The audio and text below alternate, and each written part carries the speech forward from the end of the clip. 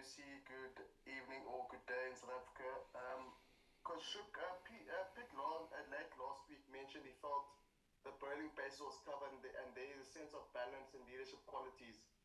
Judging from the three-day warm-up game that concluded today, do you have a rough idea your starting 11 will be for the fourth? Hi, Nathan. Yeah, I think we've pretty much ticked all our boxes in terms of our preparation. We fly out to Mount Manganui tomorrow, and I think, unless, of course, we encounter conditions that are in a big way different to what the Mount normally dishes up, I think we're pretty comfortable and almost certain of a starting 11 now. But it would be premature of me to suggest how we're going to go and what balance we're going to go with, because we obviously haven't seen the conditions in Mount Manganui just yet. Thanks, Nathan. Stu? Yes, Liz, thanks very much. Hi, Shukri. I know it was just a practice game, but are there any concerns for you that came out of the last 3 days that you would like the players to work on ahead of the test?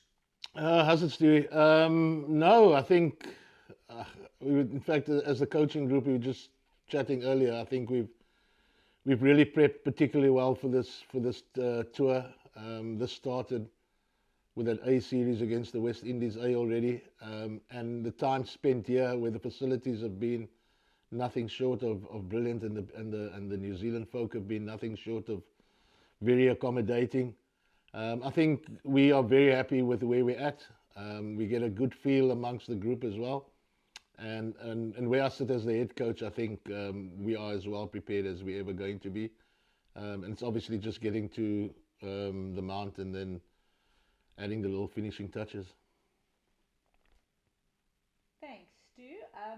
We're going to just go to Morgan. Nathan, I'm not sure if that's an old hand or a new hand, but we'll just proceed with Morgan in the meanwhile. Thanks, Lucy. Hi, Shucks. Shucks, difficult tour for the guys because it's been well documented that this is obviously not the strongest Proteas team to head there, but getting into that mental space, how important is it for the lads? I've seen they've been able to break away from the game a little bit, go and enjoy Foo Fighters concerts and that. So how important is that in the team's philosophy just to get the guys in tune for the two matches? Yeah, I think again, like I mentioned to Stewie now, we've really prepared well. I think you sit as a coach, and then sometimes you feel, hey, maybe we still need to do this or that. But I'm really comfortable with where the guys are at, and it's something that we encourage as well. We want guys to get out wherever we go in the world to experience the place, experience the cultures, experience life in the foreign country, and it's been great. Christchurch. Very nice spot, a bit on the quiet side, and yeah, as you mentioned, I see a couple of the guys went out to the Foo Fighters the other night, not my scene, but yeah, really happy, Morgan. I'm not just saying this because it is the right thing to say or it's something that people might want to hear. I'm really happy with where we are as a unit. Thanks, Shooks. Thanks, Morgan. We're going to go Heinz, then Johan. Morning, Shooks. Hope you're well. Shooks, this is actually more just almost like reader clarification question, actually. Just the logic behind some guys actually retiring at 30. You know, a guy like Zoops and KP, for example. Was the amount of runs that the guys scored not necessarily, the logic behind this exercise? It's just for interest's sake. Yeah, no. Hello, Heinz. It was never about the amount of runs. It was all about the work we'd put in prior to the 3-day match, and then also for the guys to get out of the match what they wanted. One or two of them had to be coerced into getting off the ground. But yeah, for me, warm-up matches, practice matches, call it what you want, is really about just how you feel. And if you feel that you're in a good space from a technical side, then we're happy. So it was never about whether you got to 30 or 40. Some guys would face less balls because they probably got serviced more during the week, and other guys spent more time in the middle because they probably didn't get the volume in the nets. But really happy with how the prep has gone. Thanks, Heinz. Johan? Hi, On today's match, did you guys decide it before in just one session, or did it rain?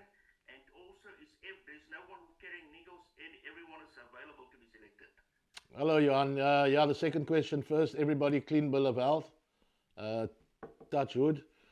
And yeah, we always decided with New Zealand, with the authorities here, that we were going to bat the first day, they were going to bat the entire second day, and that we were going to bat for one session and then do some specific work in the afternoon. So we used the afternoon to do a few scenarios that we think we might encounter during the test match, and spent a bit of time out in the middle doing that.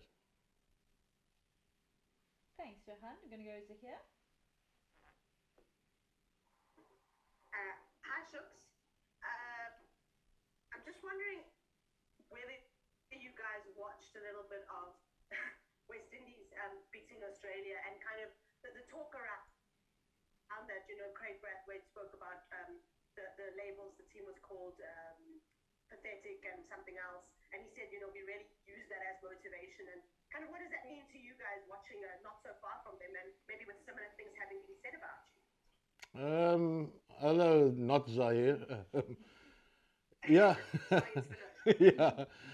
For those, yeah, look, I mean, we obviously watched a little bit, and thrilled for the West Indies.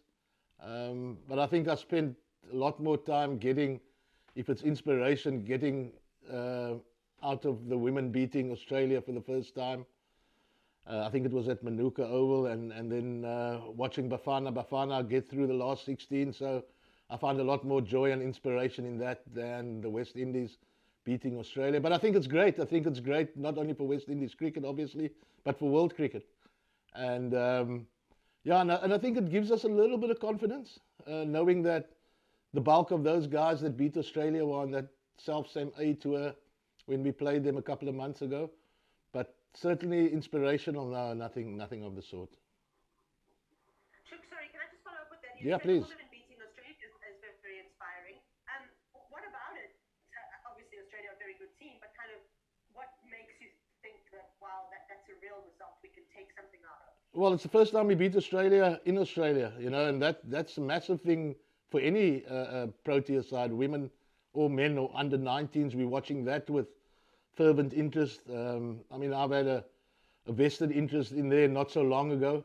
So all of those things keep me awake, and yeah, get me up early in the morning.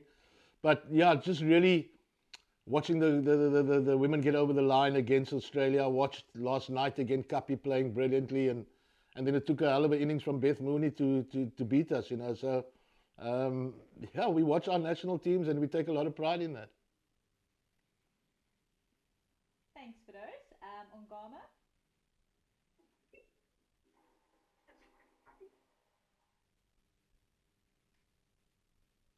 Ongama, can you hear me?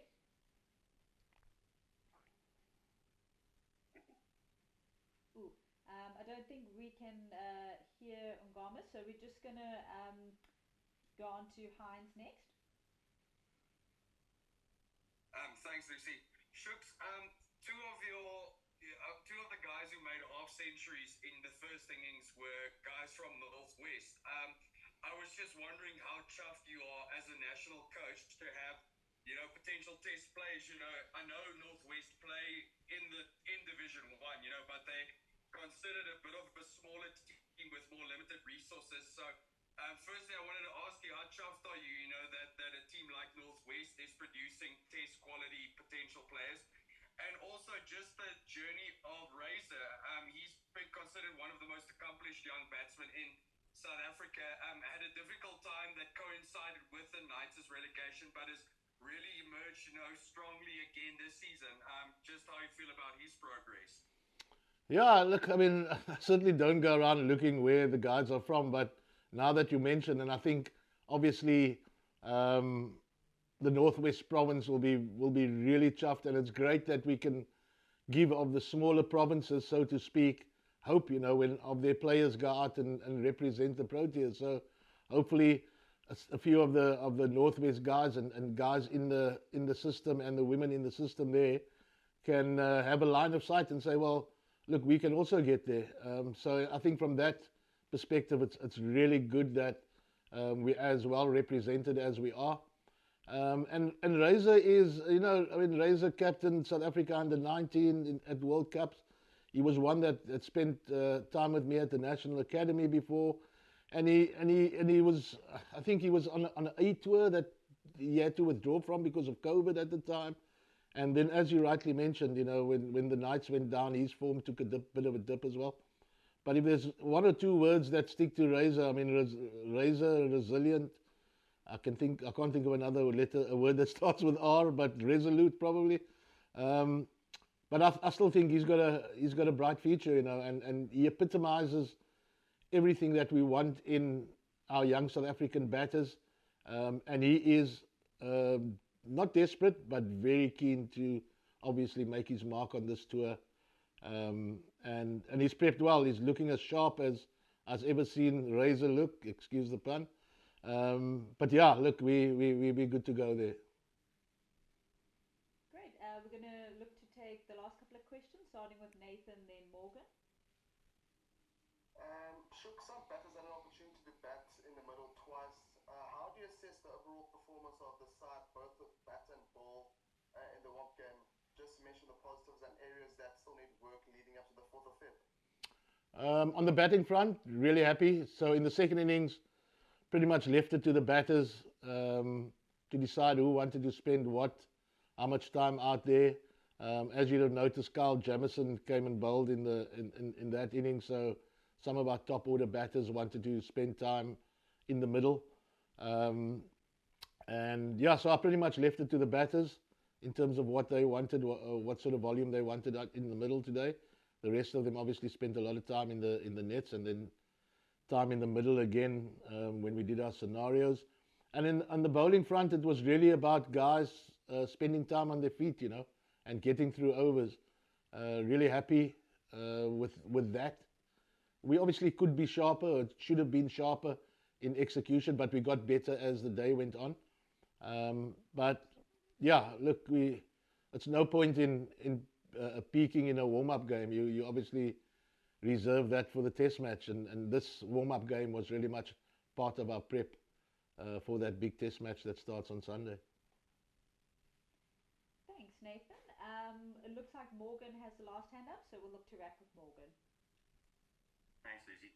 Shuk, you mentioned the word resilient just now with Razor, but another word and player springs to mind, tenacious, and Sean Bulberg, a bloke that's been around the scene forever, 37 years old, close to 500 first-class wickets, and one doesn't expect him to do miracles in Test cricket, but this is probably just reward for an outstanding career, and a player that's probably been very unlucky to have been overlooked for many years at national honours. Yeah, look, Grubby, as he's affectionately known, again also epitomizes the real seasoned pro that sometimes our system lacks.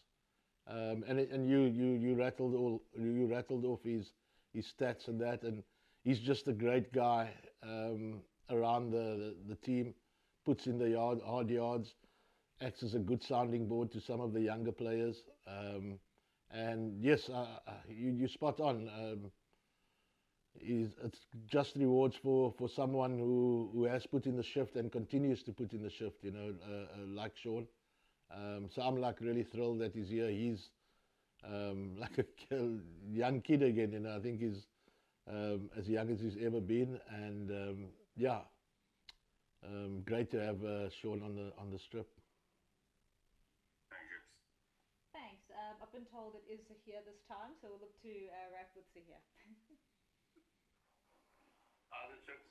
Yes, here's the idea. Just on Kane Williamson coming back for New Zealand. Obviously he's a big player for them, but he's coming off an injury and being out for a while. Is there an opportunity possibly to get in there early and amongst that top order of New Zealand? Yeah, I think obviously, Kane Williamson, one of the top 5 batters in the world. I don't know if it's the fact that he hasn't had much cricket, can be advantageous, but I still think we certainly don't single out Williamson. They've got a host of really good batters. and the message to our bowlers has pretty much been, if they've got to match our intensity, and we've got to ask all the questions.